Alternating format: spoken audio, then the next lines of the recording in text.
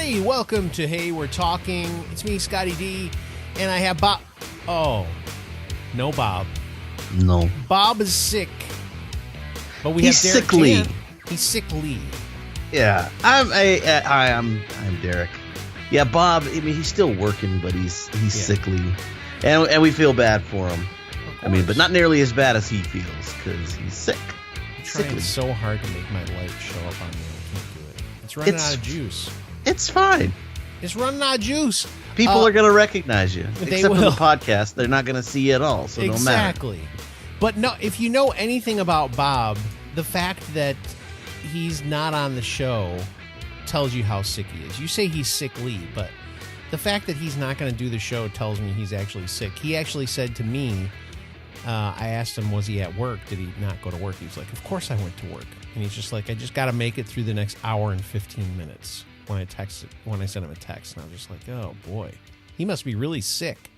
But he's stuffy, snotting, sneezing, coughing. He sounds like death. That doesn't make for good broadcasting and podcasting and entertainment. But it's his body basically telling him to take a rest. So that's good for Bob. He needs that every once in a while. He needs that. And that thing, I don't know if you're seeing this down by you, but that's going around. Everybody seems like they're getting sick again. Like there was the initial Christmas outbreak, and now there seems to be a resurgence of some kind. I don't know what it is. What are you seeing at the hospital? Any kind of flu-like stuff or what? Yeah, we had the big hit of flu. But yeah, I think everybody is right around the New Year, right after Christmas. A lot of people were getting sick, and now we're seeing round 2. Oh, geez. It always has to make one final appearance before spring comes around, it seems like. Mm-hmm. I don't know. You know what's the worst, though, is when you're sick in the spring or summer. That is the worst. If you get when you get a cold in the summer, it just makes me so angry. I think the worst like acute being sick where it's not like, oh, I'm dying, but just the worst you can feel when you're just sick is like stomach stuff, like gastrointestinal difficulties. Oh, for sure. Upset stomach. That's you know what's crazy? Worst. Bob had that not how long ago? That was like a couple weeks ago. Yeah, no, he's going through it. He had like the actual flu, and he's got the GI stuff, and now he's got a cold. I mean, I'm wondering Mother if it's because Nature. now he goes and he works out all the time. All these people show up with their dirty sweat hands all over those barbells. I would say that's probably a coinky-dink. Are you sure? It's probably not he's getting into peak physical fitness. I'm sure that's not the actual cause of his physical illness. Don't worry. Yeah, we still need to get into shape, Scott. We can't just be like, well, Bob got sick again, so I'm going to blame it on that. That's God telling us to stay fat. No, not fat, but I would just say not to go around other people. If you can lock yourself in the house and stay away from people, you can stay safe. Well, you got to run your errands. Right. And speaking of that, that's like a phrase from like early childhood, running errands. Yeah, but it's running true. Errands. I was like, who's Aaron? And why are we running them? Who is this Aaron that we're running? I had a friend named Aaron. I need a badooch for that. When I was a kid. Yeah. When I was a kid, like I had a friend, Aaron Hahn. What's up, Aaron? Not that he watches or listens. Maybe he does. Okay. Could be. Yeah. Good drop. But no, my mom would be like, oh, I gotta run some errands. And I'm like, what? Yeah. But I did yesterday. I was like on an errand running tear. Were you off work? Is that when you do your errands? I was. Let's see, I'd overpaid. I've been overpaying my mortgage a little bit. Okay. And so I'd gotten this little check back from them saying, nice. Your escrow account is in surplus. Here's a little money back. Yeah. Because we can't use this. And I'm like, great. So I had to cash the check, and I wanted to I had to get a haircut, and I wanted to get some. You have to get a haircut.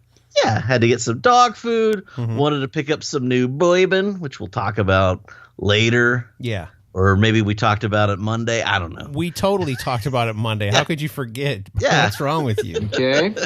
Jeez. I remember. I had the weirdest interaction at the Tractor Supply. I mean, it wasn't even an interaction. I just saw something. We were talking about this the other day with somebody. Oh, Cheryl was asking my dad, had he ever been to Tractor Supply? And he was like, no. And Cheryl said, there's one over by us. He's like, I'd like to check that out someday.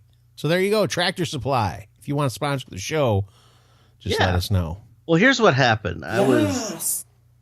Yesterday I had to have my haircut at 4 p.m. Okay. I had it scheduled for 4 p.m. And so it was about 3:45. Mm-hmm. I needed to get dog food, dry dog food, and there's no better place to get it. You know, nice 50-pound bag of high-protein dog food at Tractor Supply. Right. I was going to pop in and pop out and head over to my haircut. Yeah. And yes. I go in, I head straight to the dog food. I pick it up, sling it over my shoulder, and I go to the register. There's only like 2 registers anyway. Yeah. And there's only one cashier working. And there's a lady. There's a lady in line. Uh-huh. She's at the cashier. She's got like some trees. She has like this little actual paper box. Trees? Like little it's like they were about this Are they big. decorations or like real live trees? No, like little fruit trees, you know, like in a little, like they're maybe a few weeks old or whatever. Okay. All right. It's like a little stick out of a pot. All right. You know, had a little paper box with some little chickens in it. Okay. You know, that's what you get at Tractor Supply. Go ahead. I'm sorry. I'm just picturing it. Dang it. Yeah, go ahead. She had like some bags of feed and dog food at the basket. All right. And so this is a place where you can put you give them your number and your purchase gets put towards like your account for like rewards points or whatever. You get it? You know what I'm saying? Yeah, I gotcha. So I stood there literally for 5 minutes witnessing an interaction that was like, what, you know, the cashier is just this young teenage girl and who doesn't care. You know, she's like, what do you want me to put it under? She's like, I need you to put it under Scott Donnelly. I'm using a fake name, obviously. Go ahead. Use the name Scott Donnelly. That's DONNELLY. Oh my Scott. gosh. And she's like, it's not. We don't have that name. Oh, maybe it's Scott O'Donnelly. That's O''D. And then you've got this 50-pound bag of food on your shoulder the whole time, right? Yeah. We'll say for the purposes of the story, I was carrying it up like this, and people stacking up behind me, and they're like, "Do you have a phone number?" She's like, "I don't have my phone on me," and her daughter was like, "I have it right here." And no. 43221311733, and it's like that doesn't work. Well, just use my name, Linda Donnelly, LINDADONNELLY. I was like, terrible. And then like, my email address is not correct on this. This is not the right email address. I'm not going to get the correct coupons. Oh, no. 5 minutes. I was timing this. Yeah. And I'm like looking around me. I'm like, is this real? Is this freaking real life? Yeah. Is this real life? And like the other employees, they're like stocking the shelves. I'm like, get over here and open another register for me and these other 5 people. Exactly. She's like, well, I guess I'm not going to get my coupons because nothing. Gosh. I can't wait any longer. I got to feed my dogs. Oh, dude. It was so surreal. Was she old? She was like 50-ish. Okay, so 50, not that old.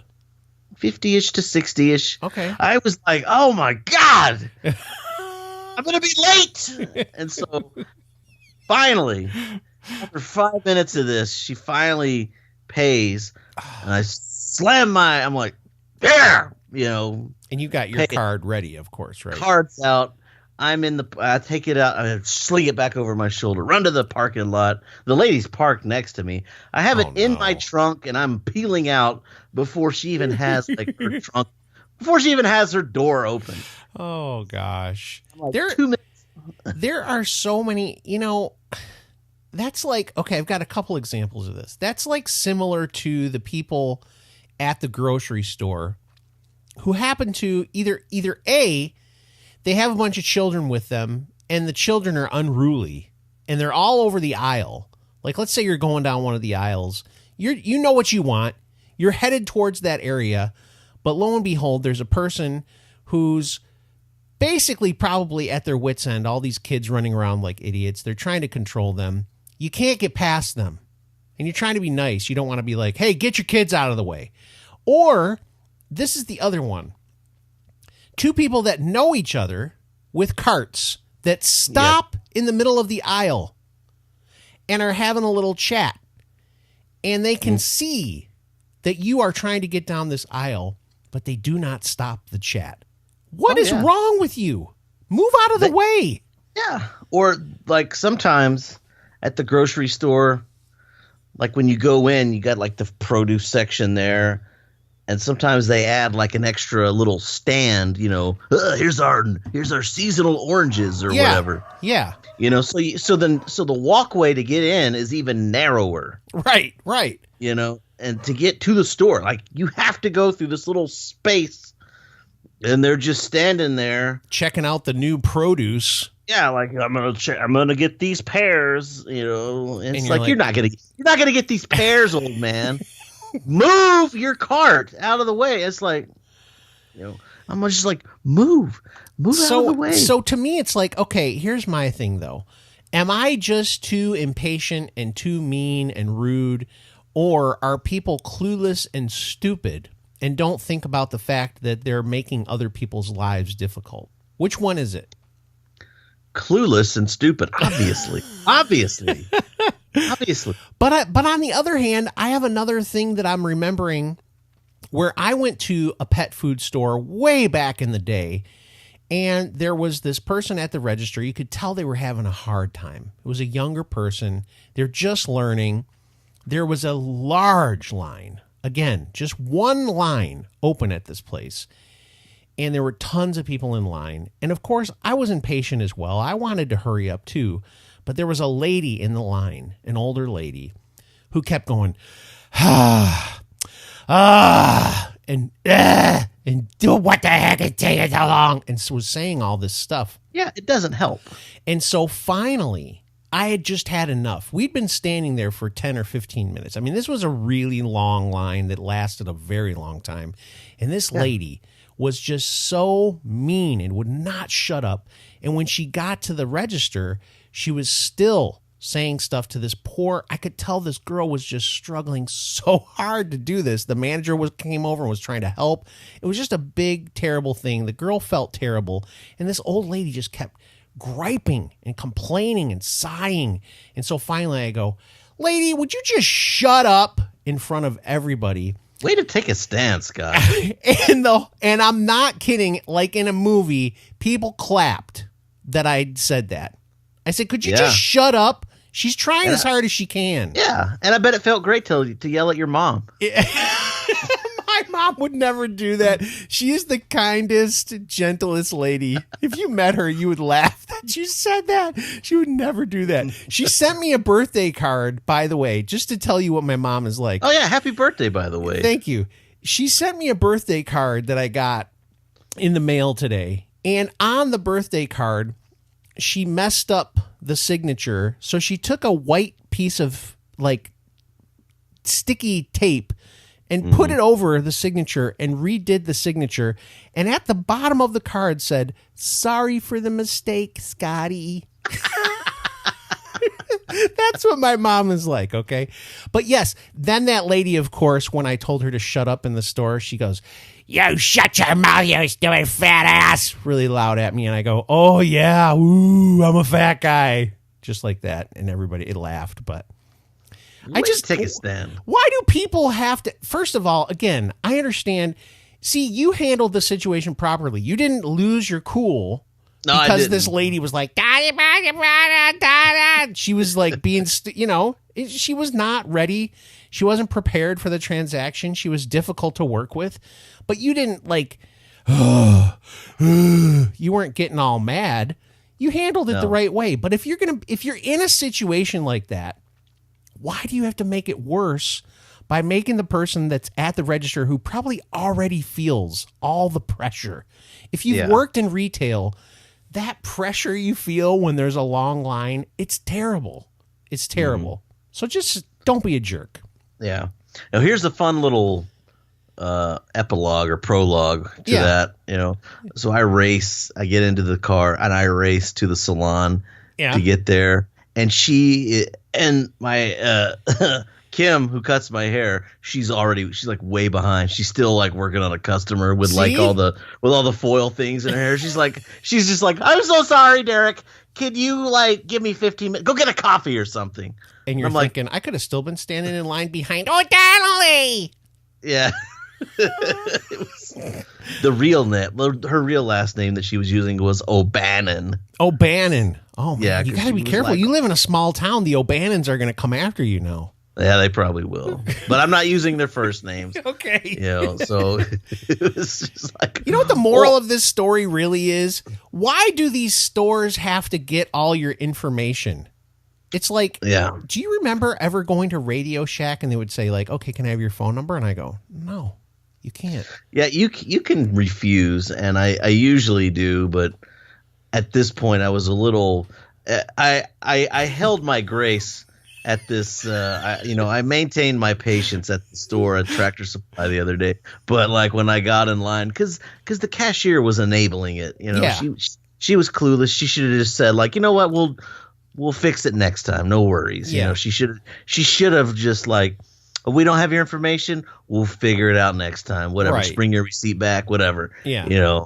And then she's like, can I get a phone number? I'm like, it was 625. And I was just like, just put it in there. Wow. Swiped it, insert the card. Bam.